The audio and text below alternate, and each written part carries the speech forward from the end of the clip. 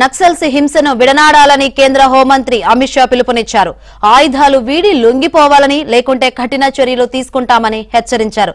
ఛత్తీస్గఢ్ కు చెందిన 55 మంది నక్సల్స్ హింస బాధితులు ఢిల్లీలో అమిత్ షాను కలిశారు. 2026 మార్చి 31 వరకు మాత్రమే మావోయిస్టులు తమ చివరి శ్వాస తీసుకోగలుగుతారని, అప్పటికీ దేశంలో నక్సలిజం లేకుండా చేయాలని కేంద్రం లక్ష్యంగా పెట్టుకుందని తెలిపారు. నక్సల్స్ మాట వినకుంటే వారికి ముగింపు పలికేందుకు ఆల్ అవుట్ ఆపరేషన్ నిర్వహిస్తామని అమిత్ షా హెచ్చరించారు.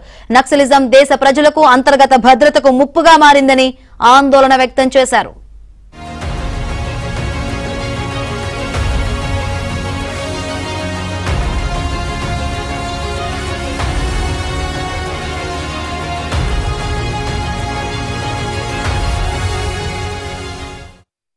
మావోయిస్టులకు వ్యతిరేకంగా నిర్వహించిన ఆపరేషన్లో భద్రతా బలగాలు గణనీయమైన విజయం సాధించాయని తెలిపారు.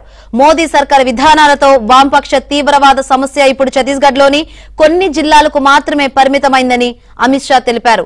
మావోయిస్టులు గతంలో నేపాల్లోని పశుపతినాథ్ నుంచి ఆంధ్రప్రదేశ్లోని తిరుపతి వరకు కారిడార్ ఏర్పాటు చేయాలని ప్లాన్ వేశారని, అయితే మోదీ ప్రభుత్వం దాన్ని ధ్వంసం చేసిందన్నారు.